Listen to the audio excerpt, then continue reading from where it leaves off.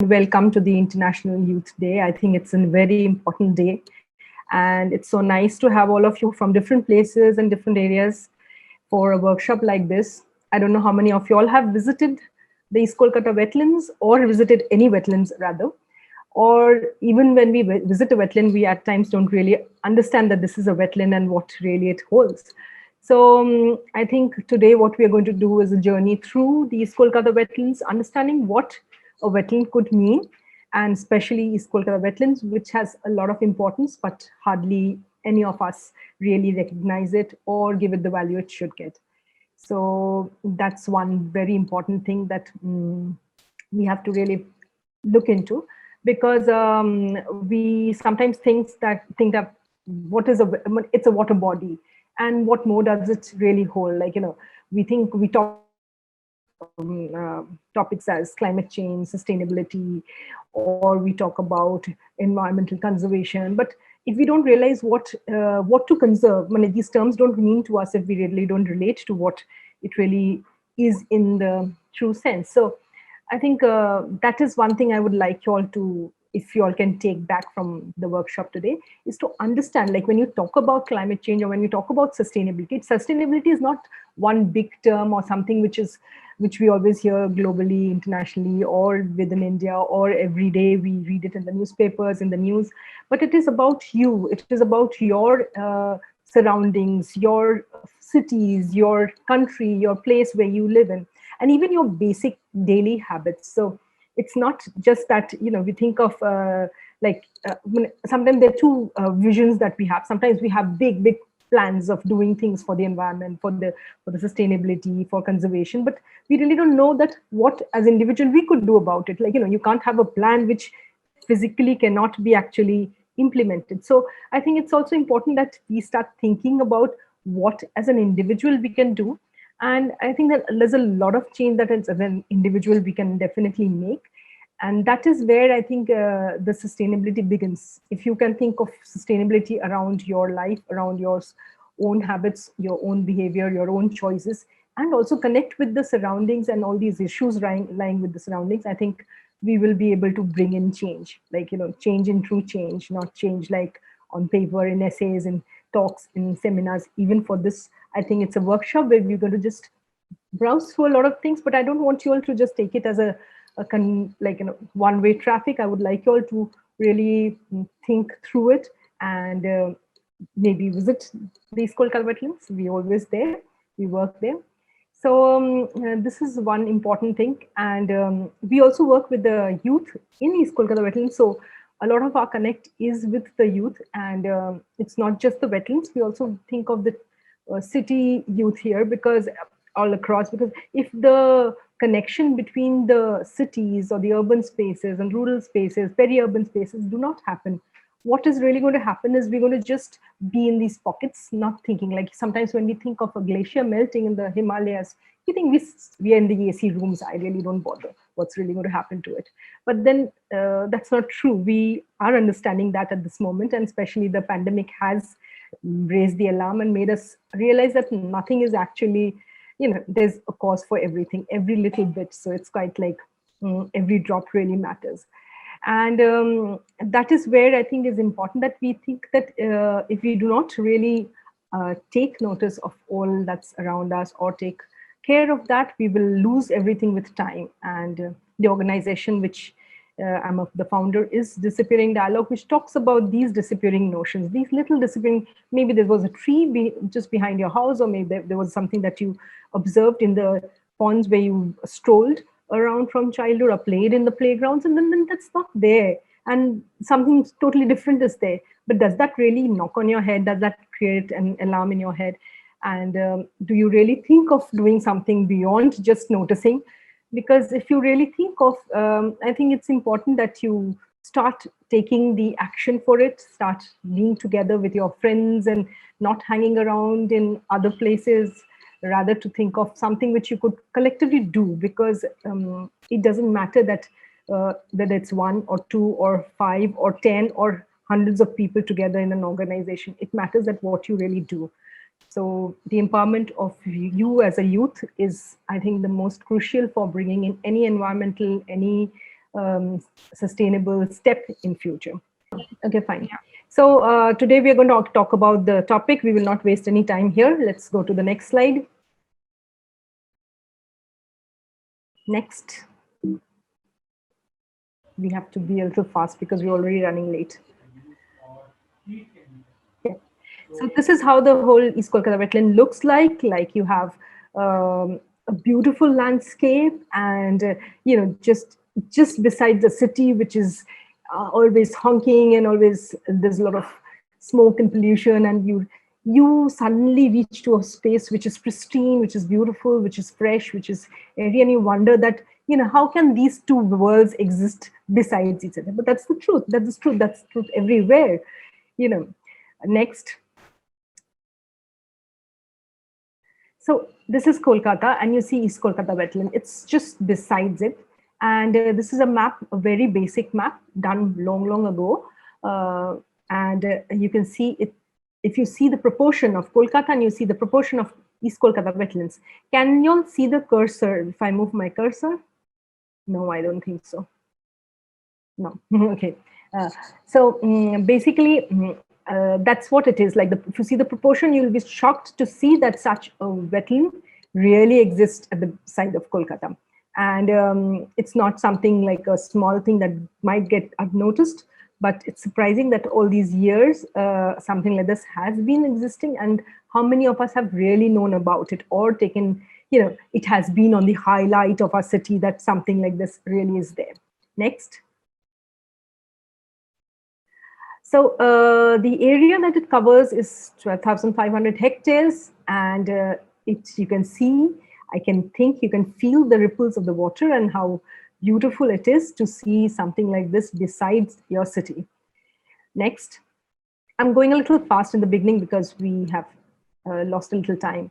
So now what is this whole area like? This whole area has these revenue villages. You have two municipal corporation and a lot of, and can you believe it? It has 254 sewage-fed fisheries. So, or a lot of the fish that you go out when you go to the local markets downstairs, and there's a lot of fish that you bring home. Sometimes you don't even realize that from where it is coming. But a lot of it is coming from the East Kolkata, especially the local fishes which are coming from East Kolkata wetlands. And how does those fish really grow there is something which is a magical thing to understand. And in these, these fisheries, in this whole East Kolkata wetlands, what you have fish ponds, agricultural plots, you have solid waste farms, you have auction markets, you have hearths, you have settlements, and a population of 1.2 lakhs, but we don't know really how much it is at the moment because the population is growing at any rate. Next. So this is how the whole picture of it looks like. Like you have so many small villages. We call it paras, not villages. But then these paras actually, you have a particular para where you have someone, you have more fish farms. At certain areas, you have more agricultural farms.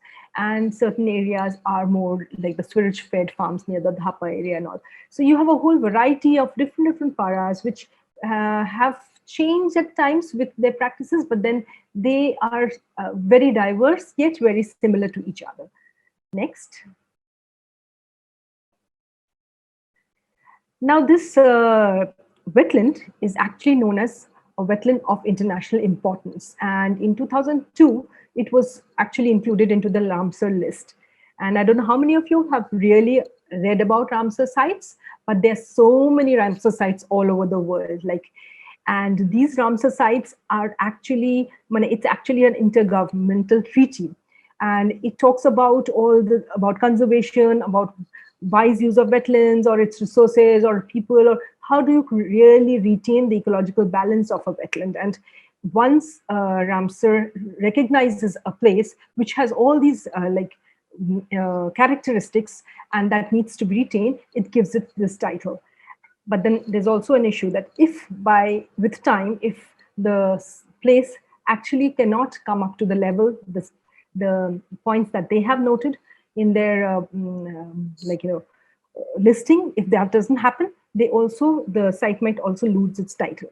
So we just hope that East Kolkata wetland never loses its titles, because it actually is of very much importance. And you'll be surprised to hear that there are a lot of scientists, a lot of people from all over the world coming here to study, to read, and there's so many papers that have been written, science papers, ecological papers. But in truth, in Calcutta, how many people, if you walk into the streets and ask someone, do you know about East Kolkata Wetlands? Do you know what does it do? How many of you all, or even today in my audience, I don't know how many of you really would be able to answer these questions. So that's something which is very sad as well as surprising, but I'm sure we are looking forward to bring you all together on board to see that such a place does not really vanish. Next. I'll just say that if you want to know more about Ramsar Convention, please go to the site and you can read all about it. There's a lot of details on it. So there's a lot of matter on Google. So Google is somewhere like, you don't have to go to the libraries now. We have our Google to search through, but always search through the right content that you would like to read, because there's a lot of wrong content also floating around. That's true. Next. So what is this? Why did Ramsar really give like East Kolkata Wetlands this international status symbol? So because, you'll be surprised that this is one wetland all over the world which has such a unique system. It's a natural heritage, but it also, you see that the sewage water is used for a positive note. It'll be surprising if you have not noticed the wastewater canals flowing all through the city. If you don't have a canal near your site, please go around and go in the city and see what the canals look like and how much of dumping we are already doing into it, all the styrofoam and all the plastics that are going into it. But this water, what happens to this water? You go to the toilet, you flush your toilet, but do you really realize that where's that water really landing up to? We're not bothered, actually. We know that, everything's running fine and we're just...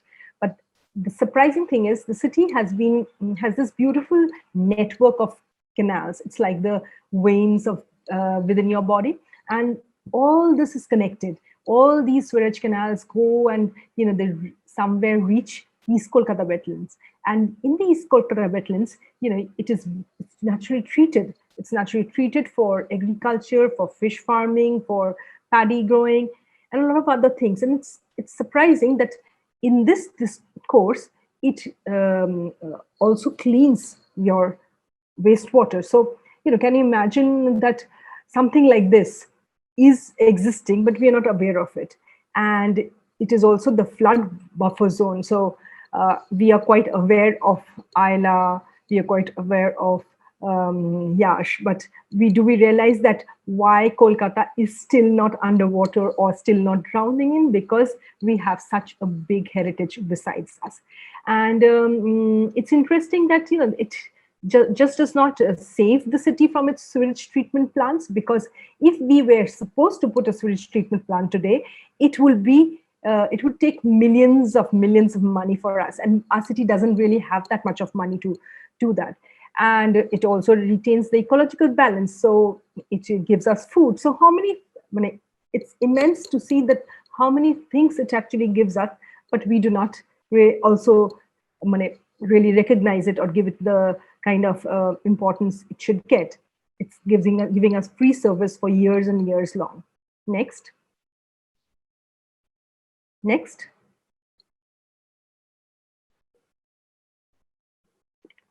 Now, what happens into this whole wastewater? Isn't it quite weird, like wastewater going into these farms, and suddenly it becomes, you have fish and agriculture and all this growing. But this whole system, can you see, it's such a scientifically done system. Some of it was created, and some of it is done by the local community members who stay there. So, according to the Ganga Action Plan, all the municipalities have to treat their sewage before it actually is deposited in the Ganga. And the principle followed here is interception and diversion. So all the sewage actually comes from various points of the city and comes to the drainage pumping stations. And from the drainage pumping stations, it is diverted to through the outfall channels to different areas into the wetlands. And from the wetlands, these canals actually take you see these arrows, and they flow the way the sewage flows into the fish ponds. You have fishery feeding canals, you have outflow canals, you have stormwater canals, and all this Finally, then it lands up into the kulti, from where it goes to the Bay of Bengal, that side. So basically, this whole system is so unique. It's so magical in a way, because if you were to nearly stand near a fish pond, next slide, please, you would see that one side you have this whole black sewage water, and on the other side you have crystal clear pristine water. How does this magic really happen? It happens from a very natural organic way. With the sunlight, you see, and the of course the oxygen and the nitrogen, the whole algae bacteria symbiosis takes place, and it's naturally treated, and the fishes feed on it, and you grow all the organic agriculture that happens. It is a very unique system, and this system has been practiced for years by the community, and they are specialists in it. So I feel that they are much more scientifically enriched than any of our scientists. You can actually do a lot of things in your labs, but then once you see these people and you understand that the way they function, they serve, you are surprised to see that without having any background, as well as we talk about being developed, or being talk about having a lot of degrees and doctorates and all that, how do they manage this? It is through their simple senses, through the senses of their smell, vision, sound, taste. They could taste there's fish in the fish feeding ponds. They could taste water and tell you, oh, this much of wastewater is required into the fish ponds. So they have this unique system of judgment, and unique system of doing the amount of, because their livelihoods depend on it. Their whole life depends on it. They cannot be something that they have through the generation they have nourished all these years. And I think that's the most valuable, this traditional knowledge, which is the most valuable part of their community. Next. So this is how you see that the wastewater, in the front, what you see is the wastewater canal. At the back, what you see is the fishery feeding, that the fish pond. So you see the wastewater is not considered a pollutant. It is considered a nutrient. We would always say, oh, any water that comes out from the drain is it's rubbish. Our dustbins, we always have this whole notion in our mind that any waste, we are trying to change ourselves, but still we are very elitist in our choices. We will not be able to think as deep as to think that wastewater or waste could be a nutrient and not a pollutant. And I think that's the most important lesson for us today, that we have to think of changing our notions. We have to think that everything in this world is actually could be recycled, could be reused. It is this wise use of things, or wise use of wetlands, which we can learn from these EKW community or the whole ecosystem. Change.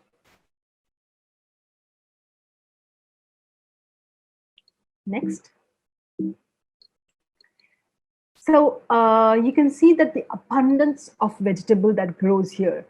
Every house will have this small kitchen garden. You will have roofs flowing with, because the soil is full of nutrients, and the kind of agriculture that they do, you'll have, nowadays there's a lot of new kind of crops also being introduced. There are being herbs being cultivated, like you have a lot of tulsi, because you have a high demand of tulsi at the moment, and we are all understanding the importance of organic, but quote unquote, I also feel that organic, at times we really don't understand that we have to also learn to give a little bit more price for organic things, because they come with a lot of hardship. Growing up organic foods or vegetables, but not everything in EKW is organically grown.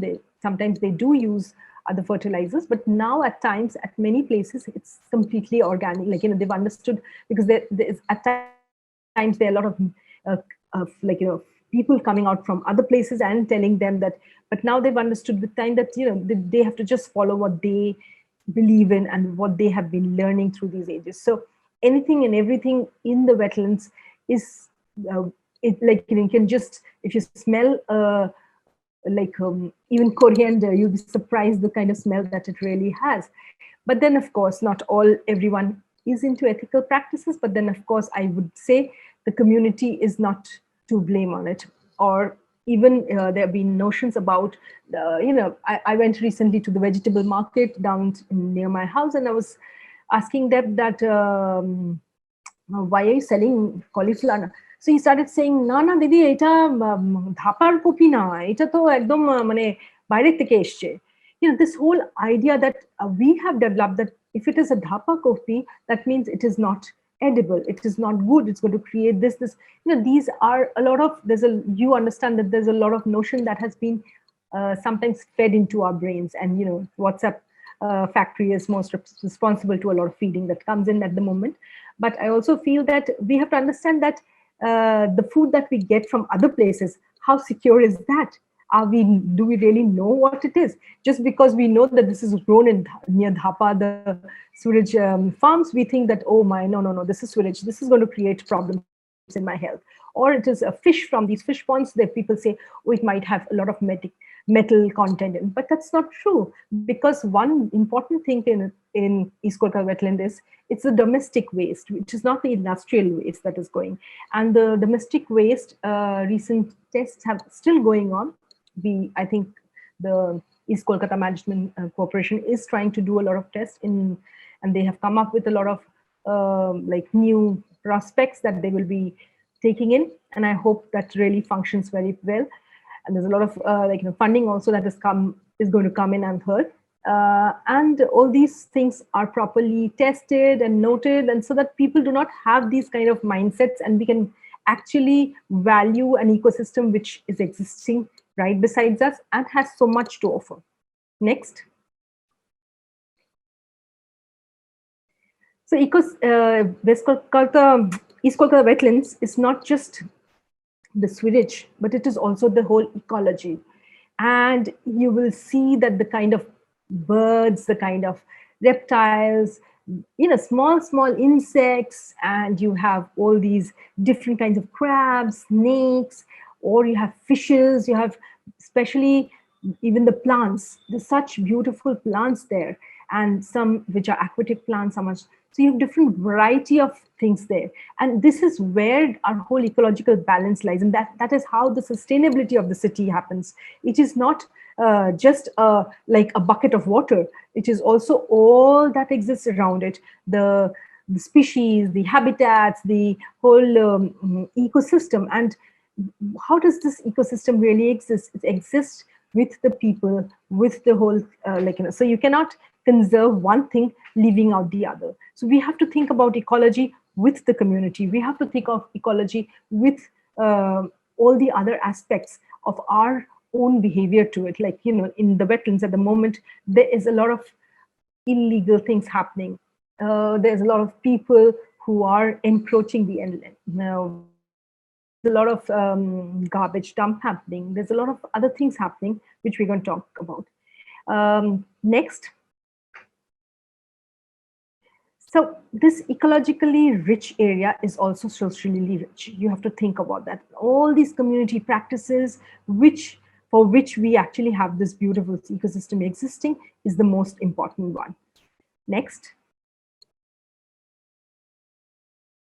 So, you can see how beautifully this is at the time when the water dries up, and they use these as shoshek. So you will get this yellow, beautiful maze of fields lying from one end to the other. So all this, the pattern that they follow, the way they do these organic sewage farming or fishery is commendable. Next. But who are these people? That's one thing which we really have to think about, because it's very natural that that's what I was talking about. We naturally segregate all these notions as environment as one thing, as pollution as one thing, as people as one thing. We usually take them as separate terms, but every one of us are a part of it, and we have to think how these people, through their hardships, actually make our city sustainable, make our life sustainable, make things happen for us. And if they were not there, or they would not really stick on to this, there is a lot of migration already happening. People are coming to the factories in the cities to work because of their economic conditions, because of us not being able to value their services. So that is something which we have to understand, that if we really want to conserve what is there, if we really want to see our city sustainable, we have to value not just the system, but also the people who stay there, the people who actually continue their practices day in and day out. Next. So you can see on the corner, that's an early morning scene. Can you imagine that a fisherman gets up at 3 o'clock in the morning, goes to the fish farm, pulls the whole net, like, fishing nets. You have different categories in them. Some who own the fish farms, who actually make the money, but you have others who are jalays who pull the nets. There are people who sell. So there are different categories. But their day starts at 3 o'clock in the mornings, because when you go out in the market to get your fish, the fish has to land there. So, the whole system is different. And on the other side, you see this small hut. That is the place where someone stays on guard all night, because you can't just leave it's like your home. It's not, your home is not, you can't have a Godrej lock in your home and sleep there. You have to rescue it. So they have to rescue it in rain, in winters, in summers, every time, day in, day out. And on the other side, you see the picture is too small, but there's an old man who is actually walking around the whole space. He's digging the whole water. He's trying to make it, the nutritions come over. So this is a very unique system that you see. Next.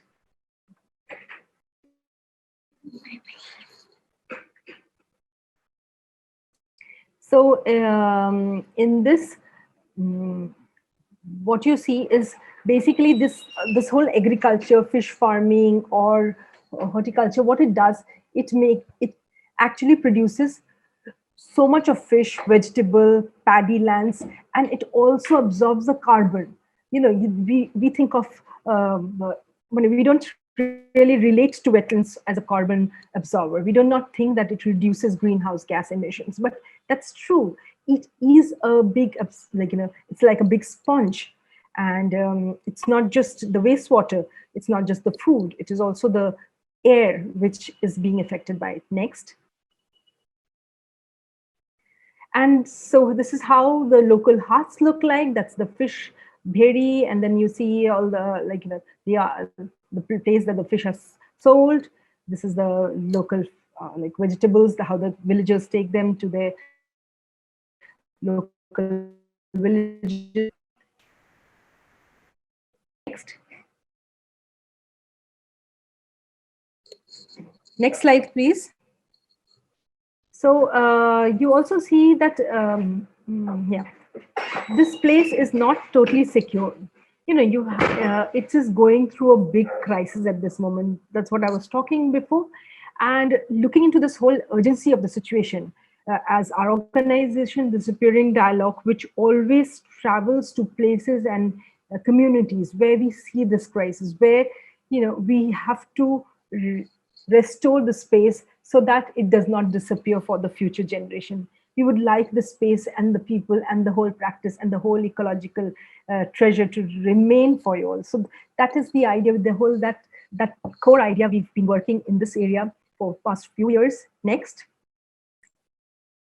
We work at the intersection of all these three: community, ecology, art, and culture. So this is our base with which we have collaborative activities, processes where children, youth, schools, community people, everyone is a part of it. So they all are part of our family and part of the organization. Next.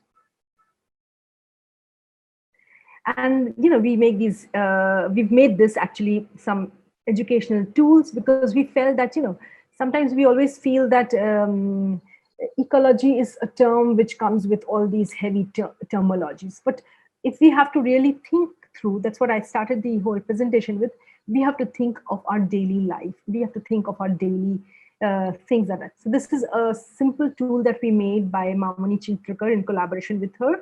And in this, you see how beautifully she's shown that how the Dhapa dumping station, then you see the city, and you see how we go to the markets to buy, and then the wastewater flows, and how the community actually restores it through their practices. And then in the end, the East Kolkata Wetland people are actually raising a slogan or praying that we, the citizens of the country, really take care of this wetland and do not let it disappear. Next. And through this collaborative process, we try to bring in all these notions. We try to think how innovatively and through education, through awareness, how could conservation can be brought in.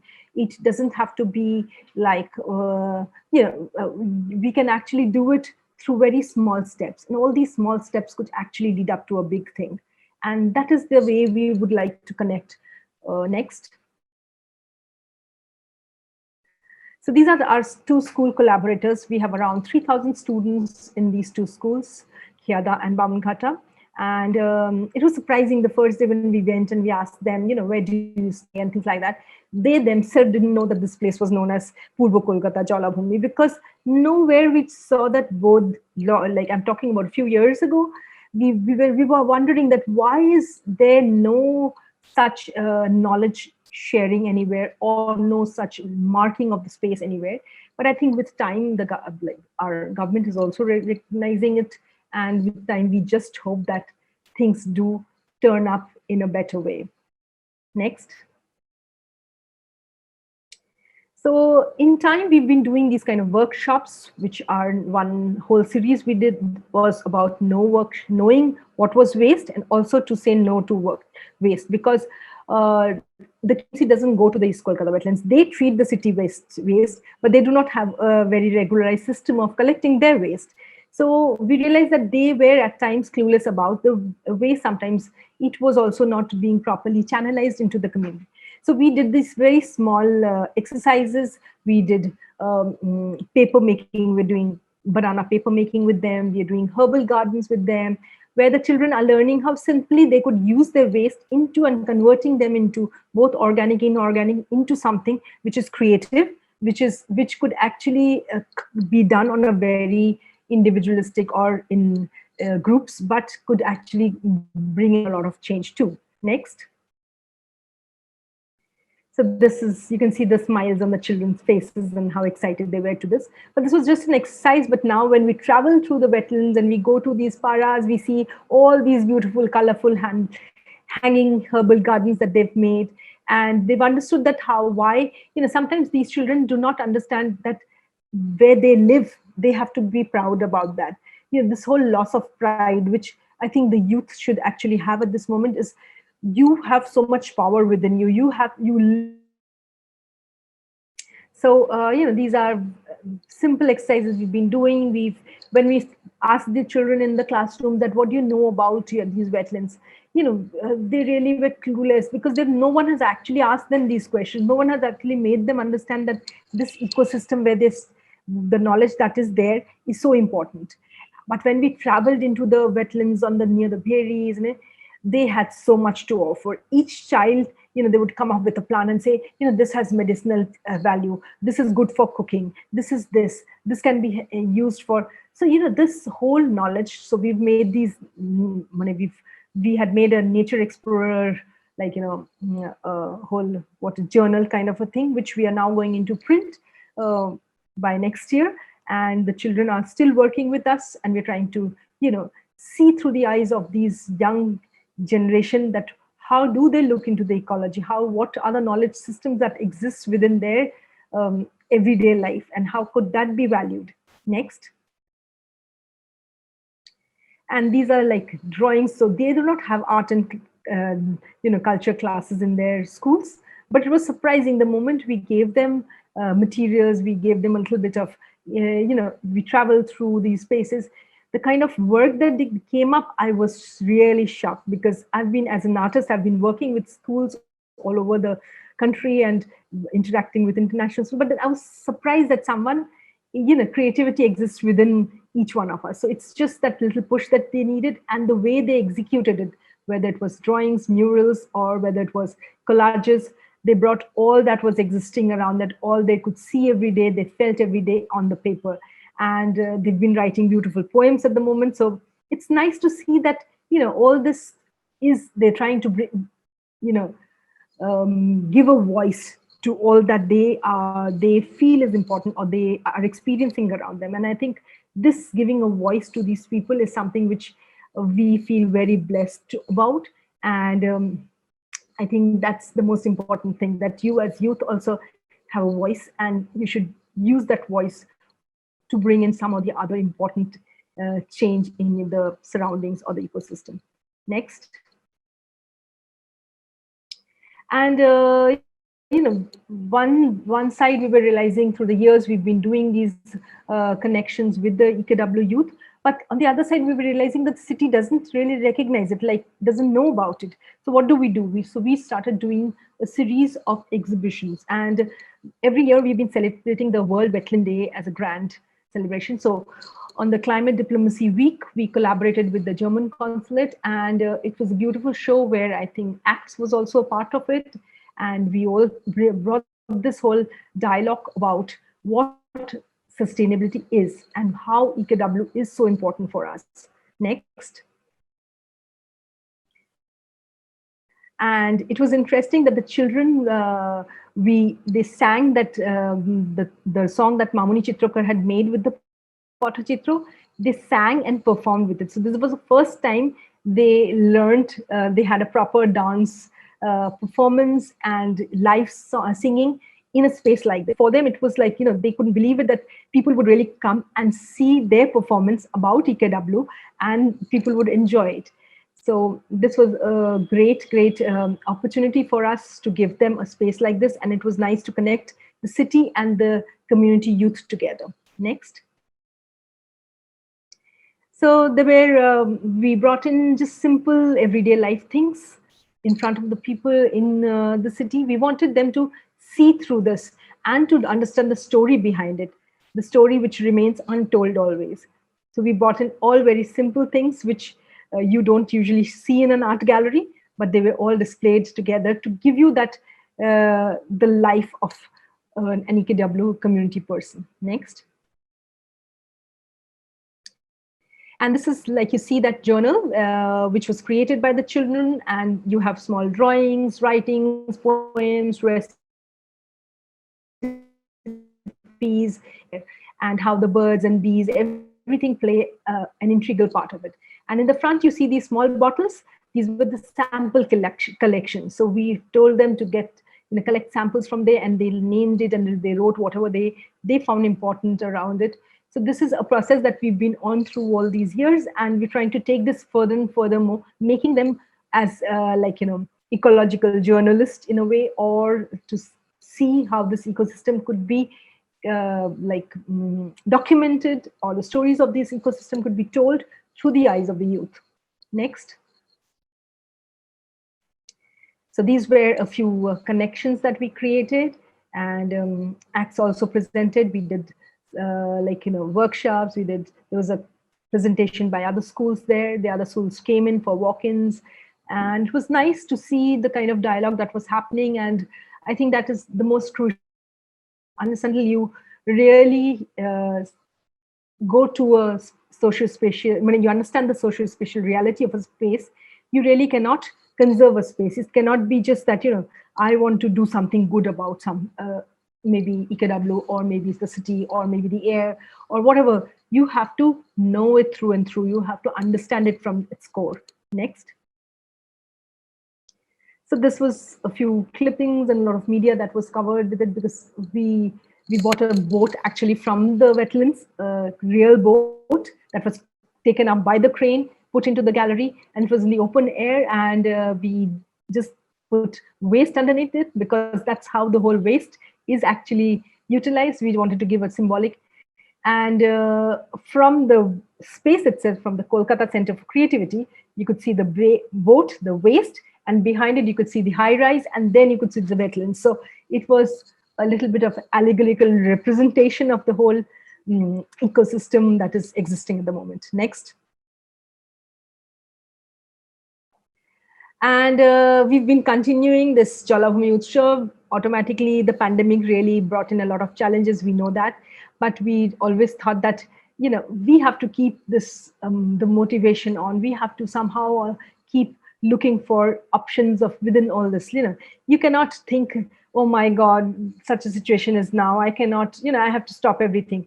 You have to find ways through it. And that exists for everything, every walk of life. There is, if there is a will, there is a way. That's something which we've always known. So I think that's very crucial, and that's how we did. One is we did a young curators lab. We invited youth participation, and we made, did workshops, on-site research.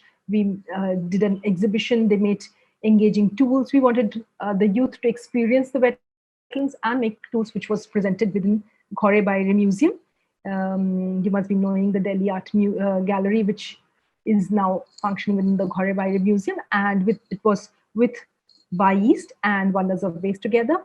And the other one was within the wetlands in the Khyada High School. Next. So this is the Ghore Baire Museum, you can see, and the youth participants who were there. So we tried to create a mini wetland symbolic representation within the space, and people who walked through were quite surprised and shocked because there were so many details. We brought in games, we brought in educational tools, we had some interactive activities, things like that. Next. And we also had a small counter for the one counter was for the works that the youth in the EKW are doing, and one counter was about the food and the sustainability of the region. So you can see the freshly grown foods that were displayed there, and the little handwork which we are working with the community. We're trying to also give them small empowerments or small livelihood alternative solutions, because you see this mat which is rolled at the back.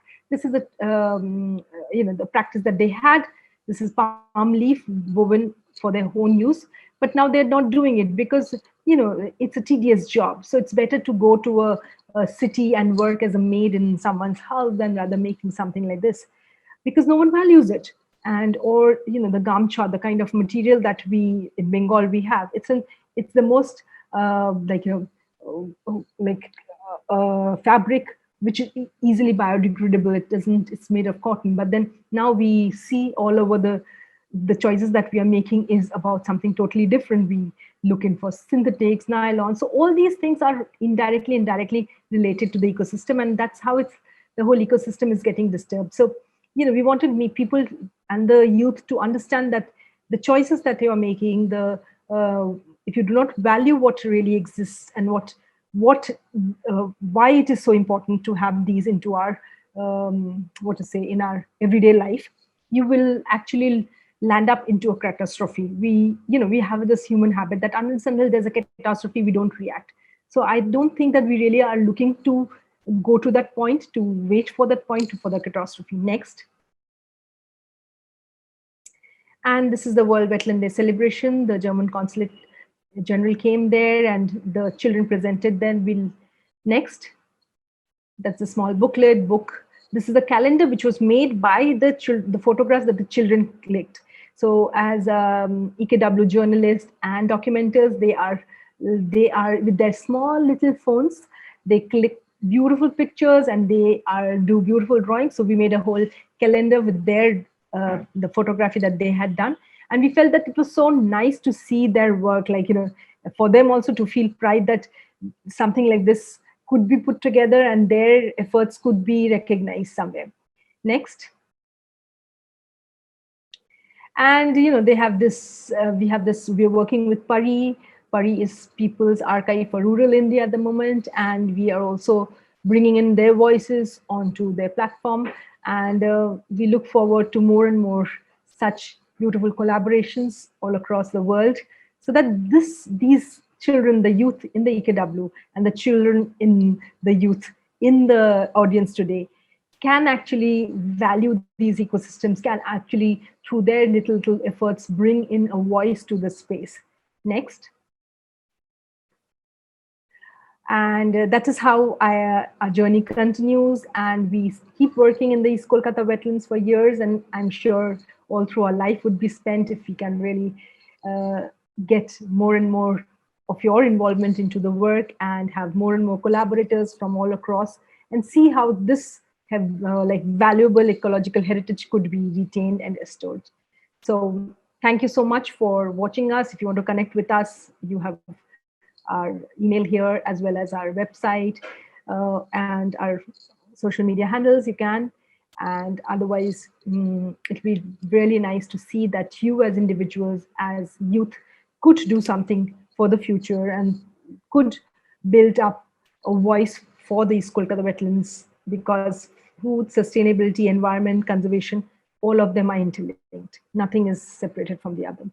So if anyone has any questions, please go ahead, ask them. I'm there for you.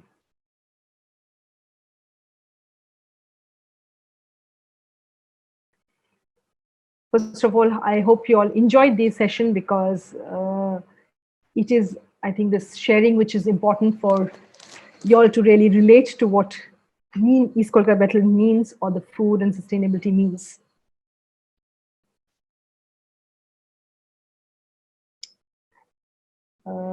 Okay, I do not see any questions. You can raise your hand, you can directly ask me, we can just talk about it. Good afternoon, ma'am. Yes, good afternoon. Ma'am, actually, I understand all the about the what you give the information, ma'am. But I didn't understand that where this Kolkata wetland actually basically means located, ma'am. Okay, so you have the Google map. First of all, you can go and link into it. But the basic, I'll tell you, you're from Calcutta. No, ma'am. I am from Durgapur, Durgapur, West Bengal, ma'am. Durgapur, but of course Kolkata is not very far. But in Kolkata you have the Science City, or you have Ruby. Yes, ma'am. Yeah. Yes, ma'am. I So visited there, ma'am. yeah, so it is just on the eastern fringe of that. So if you take the Bantola Highway, if you go straight to the Bantola Highway, on the Bantola Highway you have you just across the Bantola log gate, right, left, all through is actually the wetlands. So there's a lot of areas around the whole area. So that is the main. If you have to tell you very simply, how do you land up there, is you just take the Bantala highway from Science City, and you go straight from to your right and left. You will It's all wetlands. So there's a lot of construction that we still see on the on the bypass now, which was all actually wetlands in the past. So that's what I can say. And Ma'am, the work which you have showed us, the practices, the work that all work have been done by yours, ma'am. Means your wetland or the students have been. see, first of all, the wetlands, that it's not my work. It's a natural ecosystem, a natural heritage. It's not Does not belong to me, you, or anyone else. It belongs to the environment itself. And the communities, if you're talking about the practices, the community practices like fish farming, or vegetable farming, or paddy cultivation, this is done by the community, of course. The community of fishermen, and the women and men both work in the agricultural lands and all. So the community sustains that. And what we're doing with the children is we're trying to make a bridge between the generations. So basically, what happens when a child goes to a school from any rural village, you'll definitely see the parents start thinking, oh, my son or daughter is going to the school. Now he will be a big babu. I don't have to, he shouldn't actually learn what is happening in their own space. Even in our houses, it happens at times. Our mothers might feel, oh, my daughter is studying in a college. She doesn't need to know how to cook or how to even cut a vegetable. But that's not true, because that's a core of your life. That's core of your living. Someday when you're maybe stuck in an island, what will you do if you don't know how to do that simple thing? And same here, these children who are going to school, though their parents think that they might be doing a lot in future, land up not being able to go anywhere, because somewhere, because their parents, they feel, maybe they feel demeaned if they are they call themselves as fishermen children. So automatically, that we wanted to take this out from their mind, and wanted to make them feel proud about it. So that's the whole notion of we are trying to see, that the children should understand this traditional knowledge, restore it, and keep it for their future. Ma'am, sorry to interrupt, but we have 1 minute. After that, we will be moved to the main room. Yeah, I saw there's okay, fine. Any other question? So basically, I'll just brief you up. Basically, that's what we're doing. We're trying to make these children understand what exists around them, see what best use they can do, how they can use education to connect with them. So we're trying to give them scholarships, educational scholarships, connect them to the technical colleges, schools, so that they can bridge these two worlds together and see a better future for their own communities and their own selves.